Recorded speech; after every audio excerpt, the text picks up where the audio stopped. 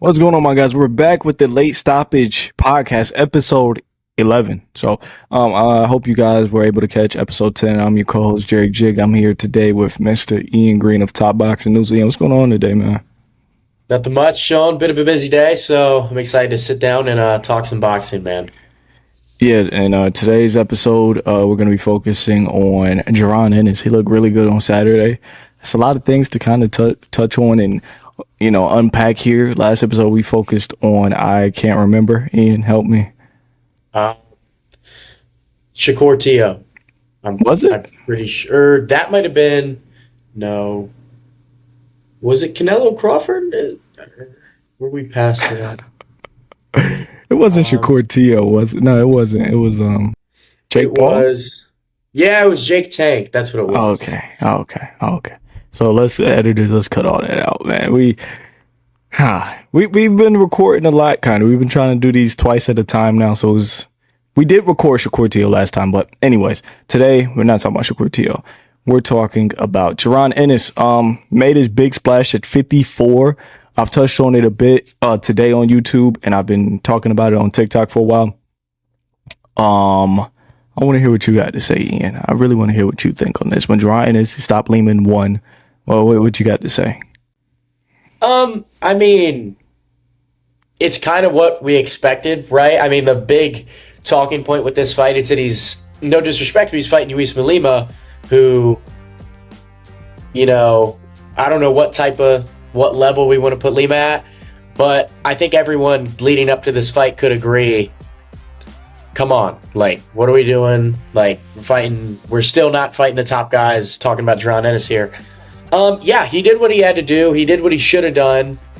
But yeah, I mean, it was an impressive performance. Don't get me wrong. I think it's clear that his power hasn't diminished as he's moved up to 154. He still looks like a force. He got the first round stoppage, so there's not much else to look at. I mean, he did what he was supposed to do against an opponent that was not at his level, but yeah, I mean, we'll get into this a little more in a minute, Jerry. But yeah, it's just the fight, not much to touch on. First round knockout, did what he had to do.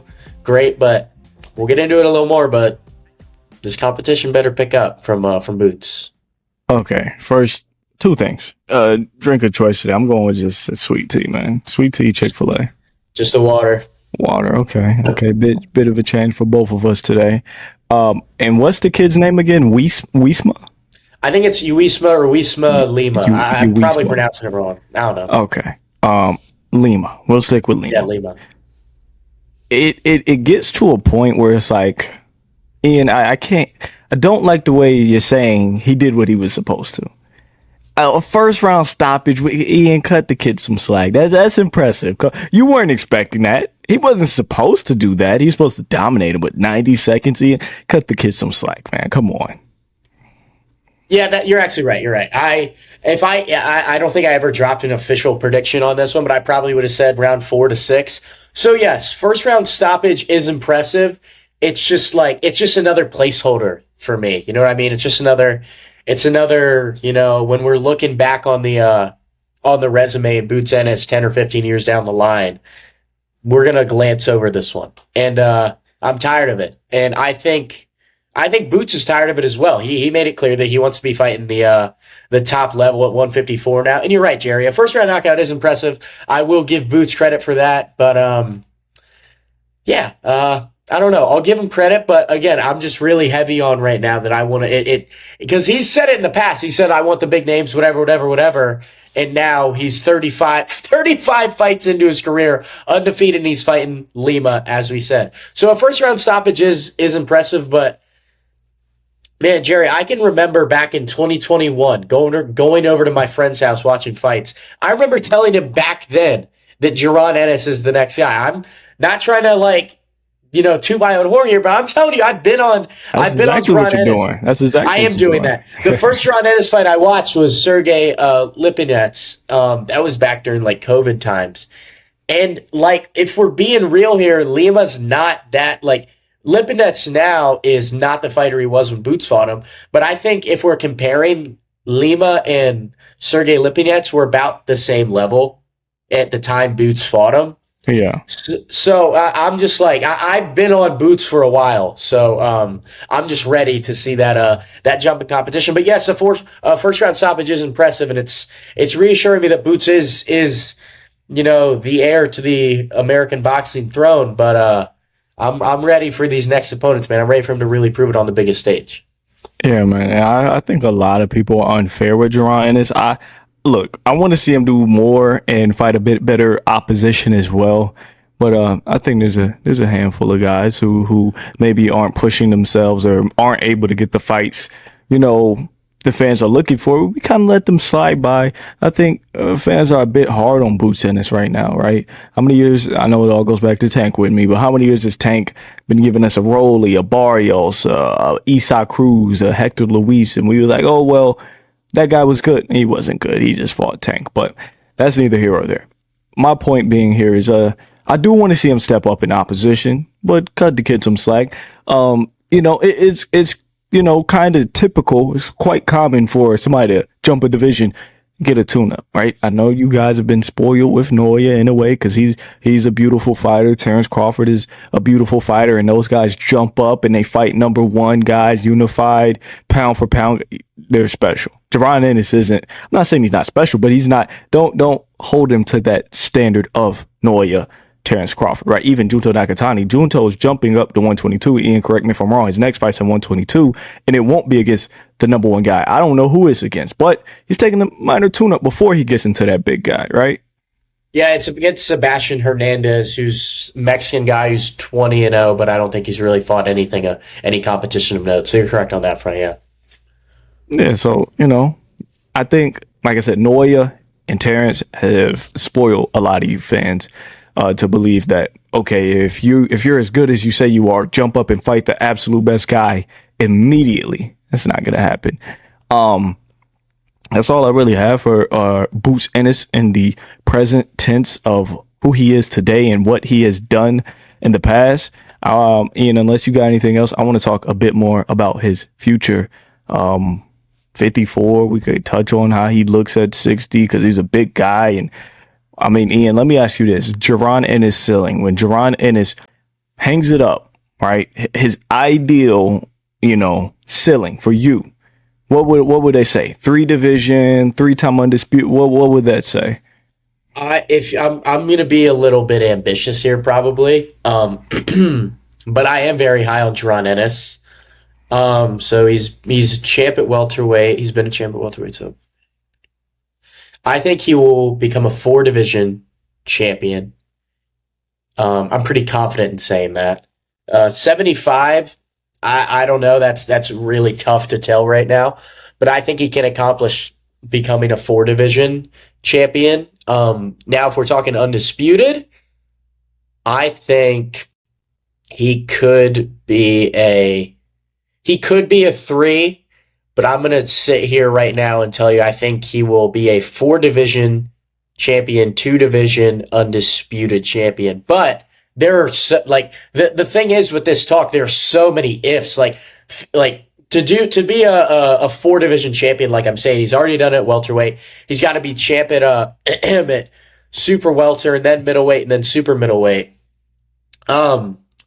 Super middleweight, I have no idea how it's going to look when Boots gets up there because I doubt Crawford's going to fight again at super middleweight. So those belts are going to get scattered. Middleweight, I think in a couple years, Janibek's going to take over. I'm firm in that belief. And, Boots versus Janibek, that's a damn good fight. But the biggest asterisk for me is 154. I mean, it's a loaded, deep, heavy talent weight class. So yeah, I think he could be a 4-division champion, the max out being super middleweight. And then I think he could be a 2-division undisputed being super welterweight and middleweight. But with those achievements come a lot of ifs. So I think he can do it, but it's not an easy road by any means. Yeah, I'd have to agree. I see 4-division in his future, and it is kind of funny you bring up Janibek versus Jaron Ennis. Ring Magazine, this is before they sold to Saudi or Riyadh or whoever. Ring Magazine had the pound for pound in 5 years. So they did the 2030 pound for pound. I want to say they had, I know the top three were Ennis, Opataya, and Bam. But they hinted at, and they were writing like this, all this, stuff they thought would happen is Janibek and Jaron Ennis would clash within this 5 year span from now into 2030, in which Jaron Ennis would have beat Janibek for undisputed. So kind of funny you said that. I wouldn't favor Jaron in that fight based off what I've seen today. I'm really high on Janibek. I think Janibek might even take down Crawford. So that's maybe just me, but I do see 4 division, 2, maybe even 3-time undisputed in his future, because why not? All the signs and all the hints are telling me this kid's gonna be great. He is great, but he's gonna be all-time great. That's what all the signs are telling me. It's written right on the wall. It's just up to you to read it. Yeah. You just said it. I think you said in one of your videos, I don't know when you posted it, but I think I saw it today, Jerry. You said Boots, he gets hit too much. And I am all in agreement with you there. Even when he caught Lima with that, pull back right uppercut in round 1, he got hit with a left hand in trade. So he does get hit. That Avanesian fight, I mean, he was getting touched by David Avanesian. Pause. He was getting hit a little by Avanesian, who let's be real, Boots. You don't think a guy of that caliber should be hit that much by Avanesian. We don't even have to bring up the Karen Chuka, however you pronounce his last name, fights. The Karen fights, the second one especially, he was getting hit a lot in that one too. And, people are saying he would run through Virgil Ortiz. If I had to match Boots up with the top guys at 54, Xander Zayas, I think he stops. At this point, I think Xander's still very young, and I think Xander's not at his peak yet, but I think if they fought right now, Boots, I would favor Boots to stop Xander. Xander's been hurt in his career before. Fundora, I would also pick Boots to stop Fundora. I think Fundora gets hit. Fundora gets hit a good bit, and he's been able to take him on the chin, but I don't think he can take Boots' punches on the chin. And then Abbas Baru, the guy who just picked up the title in Orlando, I got to favor Boots to stop him. Bakram Murtazaliev, that's kind of a wild card. Bakram's kind of a, there's a lot of unknown there. I also would pick Boots to, I would probably have to pick Boots to stop him too. So that's all the champions at 154 I'm picking Boots to stop. But ironically, I think the hardest fight for Boots at 154 is the non-champion Virgil Ortiz. And I would still pick Boots to win that one, but with as much. Go ahead, Jerry. I don't mean to cut you off. I would have to disagree. I think the hardest fight would be the other non-champion, Uzbekistan's own, the dream, Israel Madrimov. I think he would be the hardest fight. I think you could lose to Israel Madrimov there. Why? Because I guess I haven't really given that matchup much thought. Madrimov is just a hell of a matchup for anybody. You know Madrimov, the herky jerkiness, right? The up and down, the in and out, I want to engage, I don't want to engage. I want to, very, it's a style no boxers train for, especially in an American gym.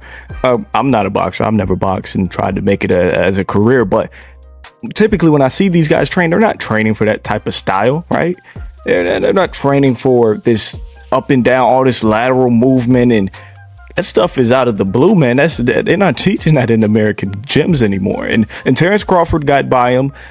He's a very special individual. And then Virgil Ortiz, I always say Virgil Ortiz can punch himself out of a black hole. Virgil Ortiz just punched his way out of that situation. Jaron Ennis, is he crafty enough? Is he athletic enough? Maybe, maybe not. How you feel about that, Ian? Like I said, I haven't given that matchup much thought, but it is interesting because, like I said, I think Boots, I think he would fairly handle Fundora, Zayas, Baru, but those guys, I mean, Fundora, he's tricky, but gets hit. But like Zayas and Baru, I think I've seen them both fight in person. I think they both have fairly, I don't want to say simple because that sounds a little bit disrespectful, but they're not Israel Madrimov. They're not, jumping as they throw hooks. They're not, you know what I mean? They're not Madrimov. More limited. So I think, and you're right, Madrimov, has gone against two really good operators in there. One, the great operator, and it's not like he towards the end of that virtual fight, he was getting touched up pretty bad. But let's talk about the Crawford fight, because Crawford now is recognized as one of the greatest ever. That was a damn I'm not saying it could have gone either way, but that was an even fight. And Crawford, and who's Boots like? Boots is like Crawford. Everyone said in the lead up to the Canelo fight, when Canelo sparred Boots, everybody said this is the closest you can get to Crawford. And Crawford, so I'm doing a little, comparison math here. Boots is the closest thing to Crawford. Crawford struggled with Madrimov. In turn, Boots will struggle with Madrimov. I don't know if that math really maths, but I'm making the case here, Jerry, and it sounds like you could be onto something there. I just kind of did the math for you, and it could be a tough style matchup. You're right, yeah. So everybody, I already know you guys are on your phones or your PCs, and you're typing in the comments, and you're about to get on Ian's neck, because one thing people do hate is comparing Boots to Crawford. If you ask anybody, they have no similarities whatsoever, which is absolutely insanity to me. And then what's the other thing? Oh, boxing math. People hate boxing math. Sometimes it applies. Sometimes 1 + 1 = 2, guys. It's not this complex, algebra equation, right? I think Boots and Bud do have a bit of some of the similarities. And I think he is the closest thing to Crawford, right? That doesn't mean they're just, absolute carbon copies. I think, I don't know. Bam is the closest thing to Loma, and not a carbon copy though at the end of the day, but he's still the closest thing to Loma. I see what you're saying, and it does make sense. Some people are going to try to negate the fact and try to deny, but at the end of the day, Boots, Bud, both insanely athletic fighters, both amazing counterpunchers, opportunists inside the ring, insanely athletic. So I do see the similarities there. But it does get really interesting though, because when you look at the Crawford Madrimov fight, going into the Canelo fight, when you bring up Madrimov, you say, well, he struggled against Madrimov. And you know what they say. Well, Madrimov did this, a million excuses on why he struggled with Madrimov and why he couldn't look the way he looked, and why, I don't know if you noticed, Madrimov outlanded Crawford, I believe, in power punches in that fight, right? And total punches, they're about neck and neck, but power punches, Madrimov outlanded him. Sorry. So it's really interesting. Like I said, Boots has an X factor, and I've said that before, and you posted it on the Top Boxing News, and a lot of people got mad at me for saying that Lamont Roach has no X factor. And what does that mean? Boots has the intangibles. Boots has that, I don't know, that just something about him that it's his time, it's his rule, it's his reign to kind of rule over that division. That's why I would slightly lean towards him, but it's a good bout, man. If the odds had to come out, I don't know. I think my money goes on the underdog gets Ramadrimov, man. I'm sorry. I'd have to pick against you there, Jerry, but I think it is in simple terms the trickiest fight for Boots at 154. I'd have to agree with you on that front. Yeah. Okay, so let me ask you this: if Madrimov is plus 200, you're not betting on him? Okay, well, if he's plus, I think if that fight gets made, Madrimov would be an even bigger underdog on the odds, because I think he would be like a plus 300, just because of he's lost his last two. I don't know, Jerry. I don't know. I'm gonna be honest with you. I'm high on Boots. I'm really high on him. I think he could stop Madrimov. I'm not saying I think he will, but I think he could. Stop. I couldn't see it. Madrimov, it's a tricky guy. It's a tricky guy right there. I couldn't bet on the stoppage either going either way on that one. Actually, I will say, I'm not saying Boots hasn't improved as a fighter at all, but now thinking about it, I remember watching that first Karen fight. And Karen moved a lot. He was tricky in that one, and Boots really couldn't even find him. Barely landed any clean shots on him. Exactly. So yeah, I don't know. Maybe you are correct in that term. I don't know. If you kind of blindsided me. I haven't really ever thought of that Boots Madrimov matchup, and I don't know. Maybe it could get made next. Both guys are with Matchroom. I think there's a possibility for that one too, because they keep saying, "Oh, now it's time. We're going after the big dogs." Da, da, da, da, da, da, da, da, but they've said that, and it hasn't happened. So I don't know. I think there's actually a chance of that one getting made next, and it's an interesting one. It's definitely an interesting, intriguing fight. But turn into a new subject here. One fight I would like to see more is Boots versus Virgil Ortiz. I think that right now, if that was made tomorrow, I think that is one like a top 5, top maybe even 3 biggest fight that could be made in American boxing today. I think that's a big fight, and it speaks volumes as well, because there would be no world titles on the line. Yeah. So I think that's a big fight, and I think that's a true, not 50-50. I honestly, no, that really could be a true 50-50 for me. So I want to see that fight get made next. What do you think about that one, Jerry? I did my Boots tier list today over on YouTube, and I kind of broke it down from Boots has no chance in winning all the way to they have no chance in beating Boots. The people who came dead smack in the center was Virgil Ortiz. I always said, he could punch himself out of a black hole. He could punch himself out of a very scary, dark situation. You pointed it out. The counter shot that ended the Lima fight, not ended, but was the beginning of the end. He got caught with something. I thought Lima got the better of that exchange off just watching it live. I said, "Oh wow, Boots took a pretty mean shot there," but amazing concentration, amazing focus, amazing resilience, and he really just like just a surgeon. Really, really honed in on that shot. That was a lead uppercut. It was a lead uppercut, but he was pulling back. Yeah, it was an interesting shot for something I would advise you kids not to try at the local gym. Something you probably won't get away with, like Jaron Ennis, but yeah, he's a take one to give one type of guy, right? And I always say it. I think he's bored, because I've seen Noya in a way bored. I always go back to Noya. I love Noya. I've seen him bored, and when he's bored, he takes more risk, and he tries to put on a show, and he gets hit more, right? I've seen him against Tapales in round 5, one of the greatest rounds I've ever seen. He's just like, I'll give you my shot. You come back at me. Let's have some fun. I think I see that a lot with Jaron Ennis, where he's bored.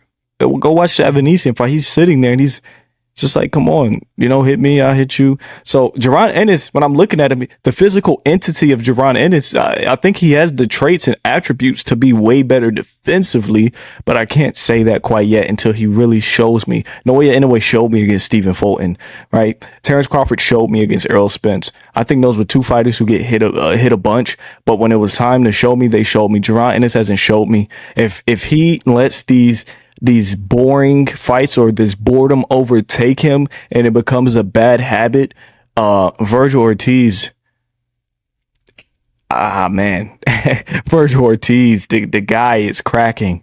He hits extremely hard. He stopped his first 20 opponents, Ian? Yep. Yeah. I mean, how do you feel about that? Give me your take on Boots defensively and just Virgil as a puncher. How could Virgil really... Do you think Virgil could stop him with that one big shot? I mean, there's a possibility, and you just brought up a tremendous point. Like, you got to prove yourself, but to prove yourself, you have to have an opponent that's going to let you prove yourself. And Boots has not had that. I think his best opponent's Stanionis, and no offense, but Stanionis isn't on the level of some of the guys that Boots is being, discussed with facing. And even some of the champions, Abbas Baru, no disrespect to him, I don't think he would bring the best out of Boots. I don't even know if Xander Zayas would bring the best out of Boots. Fedora, maybe. Bakram, you really don't know. I think Virgil is the perfect guy to really test if Boots is of that caliber of the Crawfords and the Inoues, like we just mentioned. You just mentioned Inoue was kind of looked at as a not a brawler, but he didn't show many wrinkles to his game before that Fulton fight, and that's why it was such a 50-50 fight. People were, picking either way, and then he had that Fulton fight, and since that Fulton fight, he's announced himself as one of the best boxers of this generation. Same with Terrence Crawford with Errol Spence. Terrence Crawford was kind of, unproven. He'd accomplished a lot, but hadn't gone up against the competition that would really prove him to be a great. And he fought Errol Spence, and that didn't. Even if the Errol Spence one wasn't enough for you, he just beat Canelo. So Boots says, I think he's kind of following the same trajectory as Terrence Crawford. People hate when you compare him, but I'm going to do it again. Crawford accomplished a lot. He was a champion at lightweight. He was undisputed at at super lightweight, and then he was a champion at welterweight. But people still weren't too sure about him just because he hadn't had that opponent to bring it out of him. Boots, he was a champion. He was a unified champion at welterweight. And now he picks up a great win at a super welterweight, but people are still kind of, on the fence. Like, he isn't finding the top guys. And I think Virgil Ortiz is what Errol Spence was to Terrence Crawford. It's a puncher, a aggressive fighter who maybe hasn't shown many wrinkles to their game themselves, but is still clearly a very capable fighter in their realm and in what they're good at. And I think a fight with Virgil can really prove to the audience what Boots is, and if he is this guy, this future 4-division champion that we're talking about.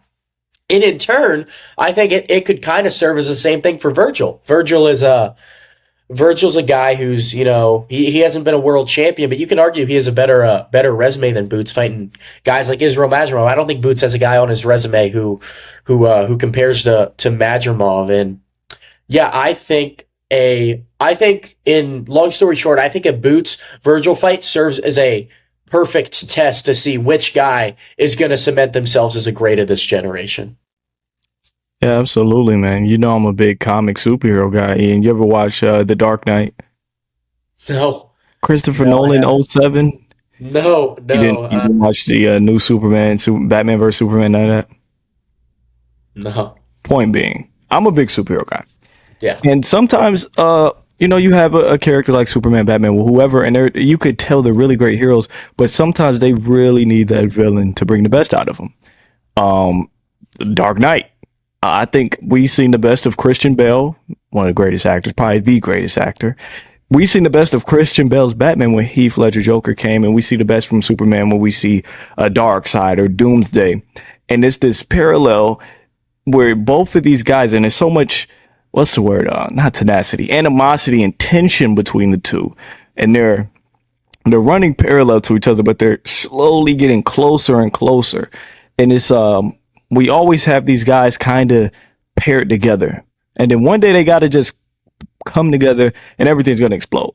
That sounds crazy, but everything is going to be made out and we're going to be able to distinguish the two. It was like that for Bud Spence, right? Just say that, Ian. Bud Spence. They just went together so well. We always said Bud Spence. They finally came together. And Errol's great. Errol's amazing. Errol's a Hall of Famer, right? He's one of the greatest welterweights. But now we kind of separate him. Now it's Bud, Terrence Crawford. It's Terrence Crawford. And when we talk about Errol, we talk about him in his own light, his own greatness, right? But it was a point in time where we kind of put the two, we kind of clumped them together. Same with Beevil Better BF. It was always Beevil Better BF. That's the fight. They went together so well. They just needed each other. They were like Batman and Joker. Well, they're still kind of clumped. They're still kind of clumped together because the guys is just so goddamn 50-50. Gonna be the greatest trilogy in boxing if we're able to get it. But you guys get what I'm saying. Sometimes you do need that guy to bring the best out of you. Even Inoue, anyway. I don't think we still seen the best out of him. I don't think Junto's gonna bring the best out of him. I don't think Junto has enough layers in his game to bring the best out of Inoue in a way. Stephen Folt was a great fighter, but he's lacking in so many different departments that Inoue really couldn't flesh out everything how he wanted to. I was watching that fight back in the second round. He's taunting him like, come on, let's go. It's just, you need a Joker for your Batman. And then that'll really tell you how much of a hero they truly are. I would have to agree with you 100% on that one, Ian. Yeah, I mean, you just added to my point and you made me think about it a little more. You're completely right in the Inoue in the Inoue sense. In that Fulton fight, you could tell that. I mean, the fight was completely one-sided. Fulton landed about 2 clean shots that whole fight. Inoue dominated him and then stopped him in the middle of the fight. And we're talking about Inoue now, but you look at the guys Inoue's fought and been knocked down by. Neary, he was taunting him. Cardenas, I think he ended up taunting him. And comparing Boots to Inoue, I don't think Boots really tends to taunt guys very much. I don't think that's really his style. I mean, against Villa, he does some crazy stuff in the ring. Maybe it's not full on taunting, but I think you mentioned this a couple minutes ago. You can't let that boredom take over. I think we've kind of seen that with Inoue. Inoue probably should have been a little more switched on for that Neary fight than he was, because Neary's a serious puncher, and Inoue got floored in the opening round. And I don't think that's because of a lack of skill or a lack of defensive ability. I think Inoue was complacent. Same in the Ramon Cardenas fight. Cardenas, a very good fighter, but Inoue is clearly on another level, and he got dropped in the opening. It was either the first or the second round. It's not that Inoue doesn't have the defensive ability to keep these guys off of him. He's getting a little complacent in there. And I think we just saw in the Ahmed Aliyev fight, he wasn't complacent. And sure, it didn't lead to a tremendous stoppage like he's been getting, but it led to a dominant performance in which he didn't get dropped like he did in some recent fights. And circling back to Boots with the Avanesian fight, the Karen fight, the Stanionis fight, he was good. I think he was more switched on, but these guys get a little complacent. Now, if you want to talk about Terrence Crawford, when he fought David Avanesian, he got caught with a good punch in early in the fight. When he fought Sean Porter, he was getting caught a little. The fight was pretty even until the stopping point. What I'm saying is, against lesser opposition, these guys will get complacent. And I can't think of a specific example off the top of my head right now, but that can come and bite you in the ass when you get complacent. You get hit with one of these guys, you're not able to get up within that 10 count. And I think we've been seeing that with Boots a little. And even in the one round he just had with Lima, I think we saw it. He was content to get hit with a straight left to the side of the face to land his shot. And I think and I hope Boots is smart enough to know that he's not going to be able to do that against a guy like Virgil Ortiz. But again, you just said it. A hero needs his villain. We need to see it to see if he has those wrinkles to his game that we think he has, but he hasn't been showing. I mean, another perfect example I just thought of, Jerry, Shakur Stevenson. Yeah. He just fought William Zepeda. I think everyone knows he pretty much, paced through that fight. Like, that was a pretty routine win for him, staying on the outside, but mixing it up on the inside and piecing Zepeda apart. But it's not like he didn't get touched in that fight. But we know Shakur has some of the best defense in boxing history. But he just wasn't too entertained in there. He wasn't too concerned at what was coming back at him, so he was a little more okay with getting hit. So I think mentioning all these guys, they're all great fighters, but when they're not matched against great opposition, they get a little bored and they don't look as great as they really are. I think people talk a lot about fighters fighting down to their level and fighting up to their level. I think it's really what we're saying. When Teofimo Lopez fought a guy like Steve Claggett last year, I think the Teofimo Lopez we know probably should have stopped Steve Claggett. I know Claggett, no disrespect to him, but I think there are levels there. But he didn't. It was a 12-round fight, and it wasn't even by any means, but it's not like Claggett didn't land. Claggett touched Teofimo with some shots. But again, it's not like Teofimo's not a great fighter who can avoid those shots. He was just bored. He was having fun in there, getting hit with shots that he knew weren't going to hurt him. Circling back to Jaron Ennis, I just think he's been getting hit with shots, and it may not be because he's defensively inept. It may just be because he's bored, but we don't know that for sure. So we need a fighter like Virgil Ortiz to bring it out of him. So I think, to close my point, this is why we need to see him in these big fights to really see if he is what we're saying. This, 4-division champion, 2-division undisputed. He needs these big fights so fans and the wider boxing audience we can see if he really can live up to the hype. Yeah, I 100% agree. I'm literally sitting here and I'm thinking of, just things to add on to your point, and you're just taking it, right? I was like, oh, I'm gonna bring up Teo Claggett. And you're like, oh, like Teo. And I hope you were going to say like another fight. You said Claggett. I'm like, all right, goddamn, Ian. I get it. So you really covered everything there. But before we end this episode, I wanted to ask you one final question. What is more impressive as a boxer? Finishing off your career, never meeting that match, right? You're still great, but you are so great, you never quite met your match, kind of the trajectory Inoue's on, or you're so great every time you meet your match, you just kind of overwhelm them.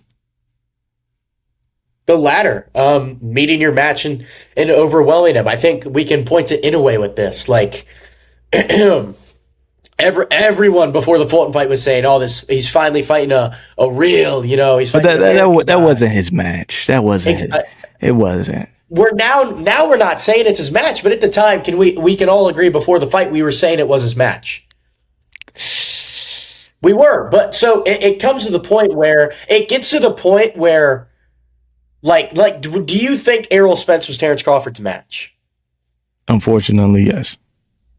You do, and I'm like, you do, and I'm not saying I don't, but I think we can all agree that Errol Spence that night would have got beaten by a couple welterweights. That's in my humble opinion. Like, I think Boots would have beat Errol Spence that night. I'm just being honest here. I think that night Errol Spence would have went kind of 50-50 with a Stanionis. I don't know what was wrong with Errol. And there's no knock on Bud. You could just look at Errol's eyes. He was just out of the fight. Yeah, he didn't look there at all. I mean, Errol Spence is a guy who's been hit with shots but never been dropped in his whole career. And in the second round, he gets dropped with a swivel jab. Terrence Crawford's a great fighter, landed a good shot, but that wasn't the error. Like, I don't think, like, people always say, oh, you can't discredit him now that the fight already happened. This is what you were saying before. No, Errol looked like shit. Like, no offense, sorry to get harsh, but Errol looked horrible. I think Crawford met his match in Canelo. I think he finally got to fight his match, and he ended up proving himself. And now, I guess you just said it with the Inoue fight. We thought Fulton was going to be Inoue's match, but we realized he's not. Inoue's too good for this guy. So I think now we can look at the Junto fight and be like, maybe Inoue will meet his match here, but we don't really know until the fight ends. And with Boots, I think we are looking at the Virgil fight as he'll finally meet his match. But again, you don't know until after the fight. So to circle back to your question, I think it's obviously greater for a guy to meet his match and dominate him. Because that's like saying if Inoue never fought Fulton and kept doing what he was doing, or if he fought Fulton and dominated him, which he did, people like he fought Fulton and now people are, giving him his credit, or he could have never fought Fulton and people would have been saying for the rest of his career, oh, you never fought Fulton. So da-da-da-da-da. So I'd have to say the latter. I think meeting your match and dominating him is the better way to end your career. It's kind of like Roy Jones. And I'm not high on Roy Jones. Roy Jones was a terrible cheater. But what they say is, well, Roy Jones, the way to combat the point of Roy Jones didn't fight nobody, he said, well, Roy Jones made him look like nobodies. Right. So I think Roy Jones is the best example of a fighter who never met their match. James Toney was supposed to be that. Obviously, he wasn't. I heard he had to cut a 50 plus pounds in that fight to make that weight. He was just really out of shape. But I think the best careers to really kind of put side by side, I think Roy was that fighter who was so great. There was no match to be found for him. And somebody who just overwhelmed their opponents every time. Maybe Alexander Usyk. Every time he got in there, he just a step ahead of those guys. It was really preference. I think I would agree with you. Just every time you're supposed to go against this guy, you're supposed to be equals, or you're supposed to be a bit ahead of you, and you always prove to be a step ahead of them. I think that is a bit more impressive.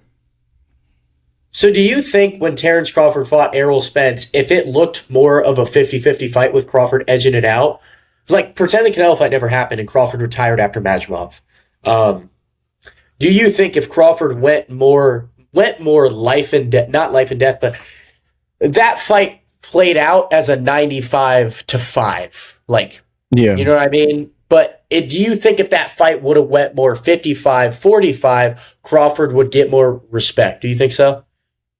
Yeah, but, I mean, assuming Bud looks the same, but Errol steps up his level of play, then yeah. But if you're saying Bud is kind of dropped down to Errol's level, then we'll just be like, okay, both of these guys look pretty bad that night. But yeah, I think I made a video on this. It's one of my most viewed. I think it is my most viewed video, like 2.1 million views. You can't look too good in boxing. When you look too good, you don't get credit. When you look at Fury Wilder too, people say, well, Wilder was this. Fury was the underdog in that fight, and he went in there, he dominated him, and people don't give Fury credit for that. And a big part of it is because of the UK. A lot of you guys just don't like the UK fighters for some reason. But yeah, I agree. When a fight is closer, you tend to give the guys more credit. I would agree. Yeah, because do you like? I almost think it'd be harder to tell. Like you said with the Crawford Spence thing, do you would Crawford have lowered to Errol's level? If he did, I think it'd almost be hard to tell, and you might just think, oh my God, both these guys are at such a high that's true high level. Like yeah. I almost think it'd be hard to tell because I was almost going to bring up Better Be a Beeble, but I don't think you can argue that those guys, like, you know what I mean? But I don't know. I think there is something to be said there that maybe if Crawford would have lowered to Errol's level, both guys would have been held to a higher regard because they really slugged it out, and it was a 50-50 fight between two greats. But I don't know. That's beyond the point. But yeah, to circle back to your original question, yeah, I think it'd be better to just dominate the guys you were supposed to fight rather than never fight them. Yeah, man. And I know every episode we just run all over the place eventually, but I'm pretty sure that's all we got for Jaron Ennis today, unless Ian, you had anything you wanted to throw on top. No, good performance, but let's fight some guys now. Let's fight some champs. Yeah, I would agree, but that's all we got today. Next episode will be episode 12. Don't know when that's coming out. We'll be talking about the PBC card in December, which I'll be at in San Antonio. Like I said on TikTok, I'll be a lot closer to the ring than you guys. But I'll be right there. I'll be right there with you guys. But I hope to see a lot of you guys out there. This was episode 11 of the Late Stoppage podcast. I'm your co-host, Jerry Jig. My guy, Ian Green, Top Boxing News. Sign us out, Mr. Ian. Yeah, great episode. Yeah, like we just kept saying, Boots, it's time to pick it up. Fight. Just a second ago I said fight the champs, but fight Virgil. Fight Virgil. He's not a champ. Fight Virgil. And yeah, tune in the next episode. We'll be talking about the big PBC card that Jerry will be in attendance for. Lamont Roach, Isaac Cruz, Stephen Fulton, Jackie Foster, Janet Beck versus Laura. It's gonna be a great card. We'll talk about that in the next episode. So tune into that one. Yeah. Peace out, you guys. Appreciate the support.